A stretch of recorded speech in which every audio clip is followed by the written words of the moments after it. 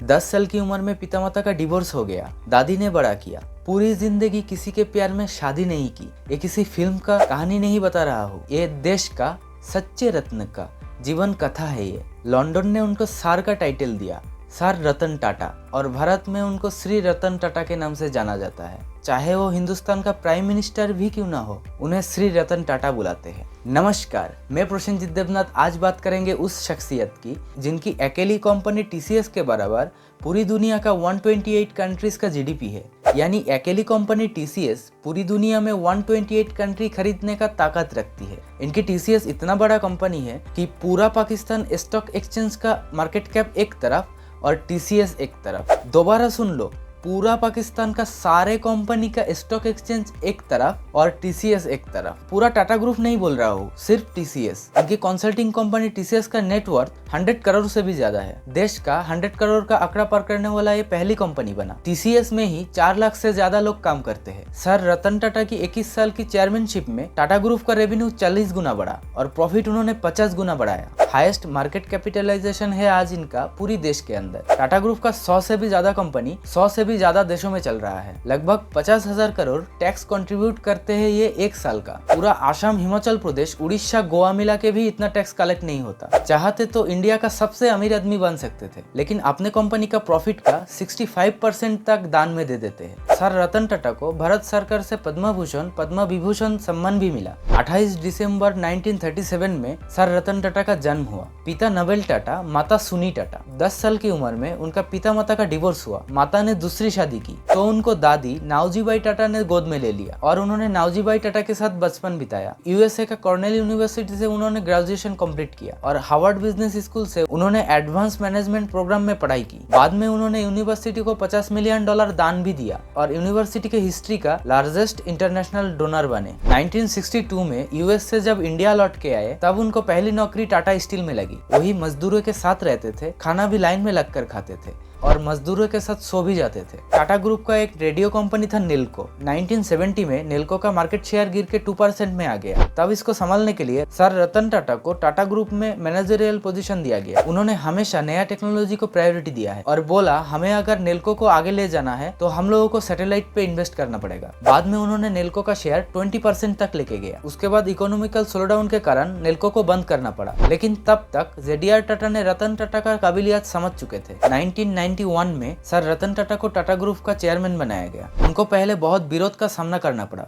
उन्होंने कंपनी को इंटरनेशनली ले जाना चाहते थे और नया टेक्नोलॉजी लाना चाहते थे, लेकिन कंपनी का बोर्ड कहा जैसा चल रहा है चलने दो। डायरेक्टर बोर्ड में पुराना थॉट का आदमी भरा पड़ा था। बाद में उन्होंने सबके लिए रिटायरमेंट एज सेट कर दिया 75 और जिसका एज हो चुका था उनको रिटायरमेंट कराया और फ्रेश माइंड लेकर आए। देखिए, ये लीडरशिप भारत का कैप्टन कुल MS धोनी भी अपनाया था। उन्होंने सहवाग को भी टीम से आउट कर दिया था। प्राइम मिनिस्टर मोदी भी जब पावर में आए उन्होंने सब अनफिट लोगों को रिटायरमेंट कराया और इस डिसीजन टाटा ग्रुप के लिए गेम चेंजर साबित हुआ। अपने लीडरशिप में टीसीएस को उन्होंने पब्लिक में लेकर गए और टाटा मोटर्स को उन्होंने न्यूयॉर्क स्टॉक एक्सचेंज में लिस्ट किया ताकि इंटरनेशनल पावर और रिकॉग्निशन मिले।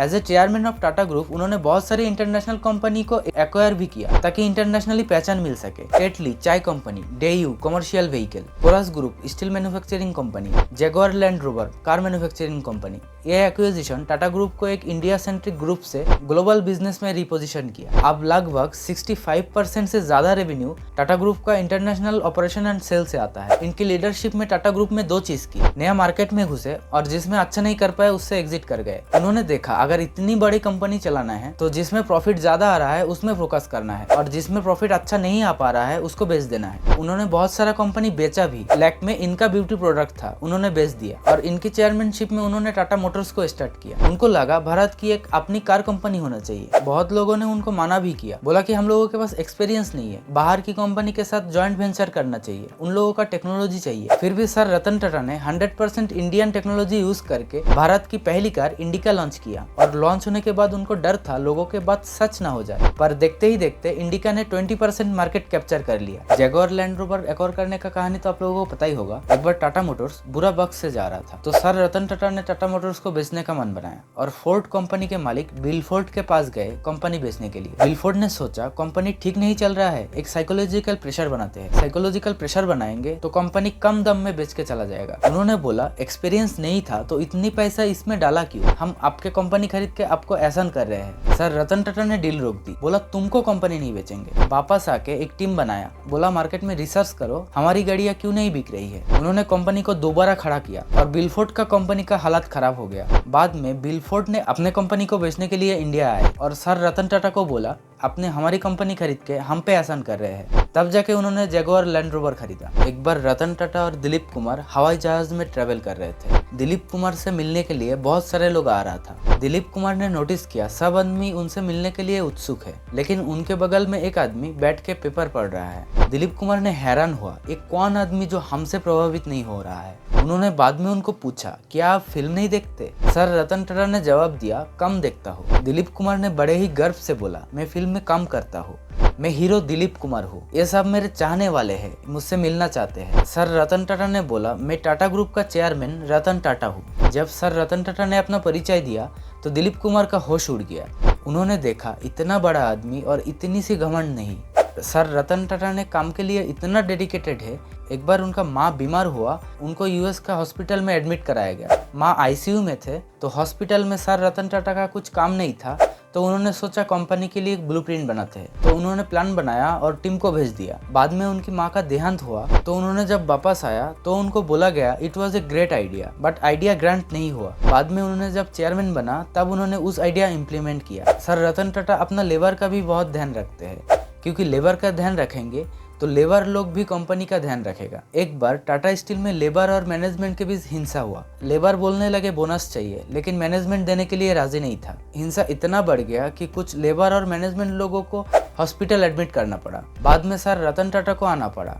उन्होंने आके लेबर लोगों के साथ बैठ गया और मैनेजमेंट को बोलने लगा लेबर का बोनस दो। पहली बार लेबर यूनियन ने देखा खुद मालिक आके मैनेजमेंट से लड़ रहा है। लेबर लोग इतना खुश हुआ, साइकोलॉजिकल ऐसा टर्न अराउंड हुआ कि खुद लेबर लोग प्रोटेस्ट करना छोड़ के खुशी खुशी काम में लौट गया। टाटा ग्रुप को इंडिया का बैकबोन भी कहा जाता है। इंडिया की फास्ट एयरलाइन टाटा की है, फास्ट स्टील प्लांट टाटा की है, first 5 star hotel for Indians Tata की है, Indian institute of science Tata ने स्थापना की, फास्ट सॉफ्टवेयर कंपनी टाटा की है, first Indian car manufacturing company Tata की है, फास्ट पावर प्लांट टाटा की है। Tata sir blessed by god. Tata cancer hospital जो बॉम्बे में है, वहाँ पे जो जाता है पहले सबको एग्जामिन किया जाता है। अगर डॉक्टरों को लगता है ठीक किया जा सकता है तो सबको फ्री ट्रीटमेंट दिया जाता है और मेडिसिन भी दिया जाता है। होटल ताज के एक किस्सा सुनाता हूँ आप लोगों को। अंग्रेज के टाइम में जेडीआर टाटा को एक ब्रिटिश फ्रेंड ने लंच के लिए रॉयल बॉम्बे यॉट क्लब में लेकर गया, लेकिन उनको वहाँ पे एंट्री नहीं मिली because he was not a fair skin. वहाँ पे सिर्फ ब्रिटिश ही जा सकते थे। तब उन्होंने डिसाइड किया एक ऐसा होटल होना चाहिए जहाँ पे सारा इंडियन जा सकता है, और फिर उन्होंने होटल ताज बनाए। 26/11 में जब होटल ताज में अटैक हुआ तब होटल का बहुत सारा स्टाफ मारा गया, बहुत सारा इंजर्ड भी हुआ। तब सर रतन टाटा ने सबके फैमिली में गया और सबको कॉम्पेंसेशन दी, बच्चों का एजुकेशन का खर्चा उठाया, जॉब सिक्योरिटी भी दी। जो लोग हॉस्पिटल में थे उन लोगों का मेडिकल खर्चा भी उठाया, सबसे जाके मिला। हार्वर्ड में सब सोचने लगे हम लोग क्राइसिस मैनेजमेंट सिखाते हैं। 26/11 में सबसे बड़ा क्राइसिस था, तो वहाँ से 2 प्रोफेसर को भेजा और बोला कि पता करो ताज होटल का स्टाफ इतना कमिटेड कैसे थे, अपने जिंदगी को दाव में लगा के ये गेस्ट को बचाने में लगे थे। वहाँ पे एक जनरल मैनेजर था करमबीर सिंह, 1 साल पुराना जनरल मैनेजर था। उनकी वाइफ और बच्चे उसी होटल में रुके थे और उनको पता चला उनकी वाइफ और बच्चे का डेथ हो गया होटल रूम के अंदर। फिर भी उन्होंने रुका नहीं, गेस्ट को बचाने में लगे रहे क्योंकि वहाँ पे आग लग गया था। सिर्फ इतना ही नहीं, बहुत सारा यंग ट्रेनी भी थे जो गेस्ट को बचाने में लगे थे। तो हार्वर्ड ने सोचा क्या है इसके अंदर, कौन सा इंजेक्शन है भरते हैं। अब एम्प्लॉय कोई आर्मी का ऑफिसर थोड़ी है कि आपने जिंदगी को दाव पर लगा दिया। आदमी सबसे पहले खुद को बचाता है। आप लोग सोच रहे होंगे ट्रेनिंग अच्छा होता होगा, इंसेंटिव अच्छा देता होगा, लेकिन ट्रेनिंग तो तब देगा जब 1-2 साल हो जाएगा। लेकिन यहाँ पे जो यंग ट्रेनी थे वो भी अपने जिंदगी को दाव पर लगा दिया। तो प्रोफेसर ने जब सर रतन टाटा से आके पूछा तो सर रतन टाटा ने बोला ये रिक्रूटमेंट के पहले की बात है, हम लोग इंटरव्यू के दौरान ही एम्प्लॉय का कैरेक्टर देख लेते हैं। खुद इतने ईमानदार और आदमी लेते भी है ईमानदार। ताज होटल में उस दिन यूनिलीवर कंपनी का स्टाफ भी था। उन लोगों का एक मीटिंग चल रहा था। उन लोगों को भी होटल का एक रूम में रख के होटल का स्टाफ लोग लाइट बंद कर दिया, और उसके बाद जब वो सारा लोग बच के निकले तब उन्होंने होटल ताज के सारे स्टाफ के लिए एक पार्टी रखी और खुद सर्व किया। ताज अटैक के बाद ताज होटल को रिपेयर करने के लिए टेंडर निकाला गया। देश विदेश से लोग अप्लाई करने लगे। ताज होटल का टेंडर पाने के लिए पाकिस्तान से भी लोग अप्लाई किया, लेकिन सर रतन टाटा ने ध्यान नहीं दिया क्योंकि वो सारे टेररिस्ट वहां से ही तो आए थे। तो पाकिस्तान से दो बड़े बिजनेसमैन टाटा से मिलने के लिए आ गया बिना अपॉइंटमेंट लेकर। टाटा के ऑफिस में बैठे रहे। सर रतन टाटा ने बोला बोल दो बिजी है, नहीं मिल सकते। तो उन्होंने एक मंत्री जी के पास गया और बोला रतन टाटा से मिला दो। तो मंत्री जी ने सर रतन टाटा को कॉल लगाया और बोला कि पाकिस्तान से दो बिजनेसमैन आए हैं आपका होटल ठीक करने के लिए, आपसे मिलना चाहते हैं, आप कम से कम एक अपॉइंटमेंट तो दे दो। तो सर रतन टाटा जी ने बोला नेता तुम बेशरम हो सकते हो, मैं नहीं हूँ। खटाक। ताज अटैक के बाद पाकिस्तान से बहुत सारा टाटा सुमो का ऑर्डर आया था। सर रतन टाटा जी ने सब ऑर्डर कैंसिल कर दिया। बोला धंधे में घाटा मंजूर है, देश से गद्दारी नहीं। 6 फरवरी 2018 में प्रिंस चार्ल्स ने सर रतन टाटा को एक लाइफ टाइम अचीवमेंट अवार्ड देना चाहते थे, फिलैंथ्रोपी यानी दान के लिए। बकिंगहम पैलेस में सब कुछ तैयार था। सर रतन टाटा जी का मैनेजर 3 तारीख को ही पहुंच गया और उसके बाद सर रतन टाटा जी ने कॉल किया और बोला उनका पेट डॉग टैंगो एंड टीटो उनमें से एक बहुत बीमार है, उन्होंने उसको ऐसी हालत में छोड़ के नहीं आ सकते। तो रतन टाटा जी का मैनेजर ने बोला sir Ratan Tata Prince Charles ने आपके लिए ही तो सब ऑर्गेनाइज किया है, लेकिन उन्होंने नहीं गया। और प्रिंस चार्ल्स ने सर रतन टाटा से बहुत प्रभावित हुआ और बोला that's a man Ratan is, that's why the house is hot it is, that's why Tata is hot it is, that's why it is on A stable course. एक बार बेंगलोर में सर रतन टाटा जा रहे थे, उनके सामने एक 2 व्हीलर का एक्सीडेंट हुआ। ड्राइवर ब्रेक दबाया था, लेकिन फिर भी पूरा फैमिली रास्ते पर गिर गया। तो सर रतन टाटा ने सोचा 2 व्हीलर को और कैसे सेफर बनाया जाए और एक मिडिल क्लास फैमिली के लिए अवेलेबल किया जाए। उन्होंने 2 व्हीलर को 3 व्हीलर में कन्वर्ट करने का सोचा, 2 व्हीलर में एक्स्ट्रा गार्ड लगाने का सोचा। हर तरीके से सोचने के बाद at last he came up with an idea, एक मिडिल क्लास फैमिली के लिए कार बनाया जाए ताकि बारिश के दिनों में लोग रेन जैकेट में नहीं कार में रहे। तो उन्होंने टाटा नैनो का आइडिया लेकर आए। तो उन्होंने सोचा इंडिया का वेस्ट बंगाल में फैक्ट्री बनाया जाए क्योंकि इंडिया का इस रीजन में एम्प्लॉयमेंट नहीं है, लेकिन उनको पॉलिटिकल वायलेंस का सामना करना पड़ा और उन्होंने फैक्ट्री गुजरात में लेकर गया। आखिर में टाटा नैनो का मार्केटिंग इतना गलत तरीके से हुआ कि सस्ता कर, लखटकिया कर, तो उनको फैक्ट्री बंद करनी पड़ी। सर रतन टाटा ने दुनिया की कोई भी गाड़ी चला सकते थे, लेकिन आज भी उनका दिल का करीब टाटा नैनो कार है। श्री नारायण मूर्ति को जब सर रतन टाटा को लाइफ टाइम अचीवमेंट अवार्ड देने के लिए बोला गया, तो अवार्ड देने के टाइम उन्होंने पहले सर रतन टाटा की पैर छुआ। ऐसी है हमारी देश की सर रतन टाटा, उनके कॉम्पिटिटर भी आके पैर छूता है। श्री नारायण मूर्ति इन्फोसिस चलाते हैं और सर रतन टाटा TCS चलाते हैं। आपस में कंपटीशन है, फिर भी ऐसी है हमारी देश की संस्कृति। और उससे भी बड़ी बात है ये सर रतन टाटा है। खुद मुकेश अंबानी का वाइफ नीता अंबानी भी सर रतन टाटा की इज्जत करते हैं और बोलते हैं हमने भी सर रतन टाटा से बहुत कुछ सीखी है। भारत का यूथ सबसे ज्यादा श्री रतन टाटा से प्रभावित होते हैं। एक बार श्री रतन टाटा ने transport and highway minister Nitin Gadkari ji के घर में जा रहे थे, तो उन्होंने रास्ते में नितिन गडकरी जी को कॉल किया और बोला नितिन मुझे तुम्हारी घर नहीं मिल रहा है। तो नितिन गडकरी जी ने बोला आपका ड्राइवर को फोन दीजिए, मैं समझा देता हूँ। और रतन टाटा जी ने बोला मेरे पास ड्राइवर नहीं है, मैं खुद ड्राइव कर रहा हूँ। तो नितिन गडकरी जी ने सुन के हैरान हो गया कि इतना बड़ा आदमी बिना सिक्योरिटी गार्ड के, बिना ड्राइवर के चल रहा है। ऐसी है हमारी देश की टाटा। एक बार सर रतन टाटा जी ने एक फंक्शन में गया, वहाँ पे बच्चे भी थे जो उनसे मिलना चाहते थे। तो उन्होंने सबको बोला मैं मीटिंग खत्म करके सबसे मिलूंगा। तो मीटिंग थोड़ा लंबा चल गया और उसके बाद सर रतन टाटा ने बच्चों से मिलने गया। उनका फ्लाइट था वापस आने का। उनका मैनेजर ने कहा हम लोग चलते हैं, बच्चों से फिर कभी मिल लेना। सर रतन टाटा ने बोला मैं मिलूंगा, मैं वचन दे चुका हूँ। सर रतन टाटा ने फ्लाइट मिस कर दी। मीटिंग के बाद सब लोग श्री रतन टाटा से फोटो खींचना चाहते थे। तो रतन टाटा जी ने सामने जाए तो पीछे वाले चुप जाए और पीछे जाए तो खुद चुप जाए। तो सर रतन टाटा जी ने जमीन पे बैठ गया। ये है सर रतन टाटा, विनम्रता की मूर्ति। एक बार US में सर रतन टाटा जी को एक देवी से प्रेम हुआ।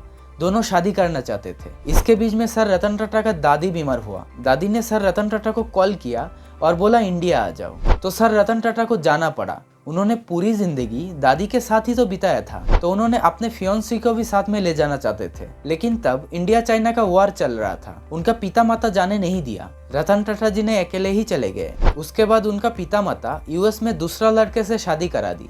सर रतन टाटा को बड़ा सदमा लगा। उसके बाद उन्होंने पूरी जिंदगी शादी ही नहीं की। सर रतन टाटा ने टाइम मैनेजमेंट का भी बहुत ध्यान रखते हैं। एक बार सर रतन टाटा ने मीटिंग के लिए कहीं जा रहे थे। उनके कार का टायर पंचर हो गया तो बाकी सब लोग थोड़ा इधर उधर चाय पीने चला गया। सबने नोटिस किया उनके बीच सर रतन टाटा नहीं है तो सब लोग ढूंढने लगे और बाद में देखा सर रतन टाटा ने ड्राइवर को टायर चेंज करने में मदद कर रहे हैं। तो सबने बोला, सर टाटा आप क्यों ठीक करने के लिए गए?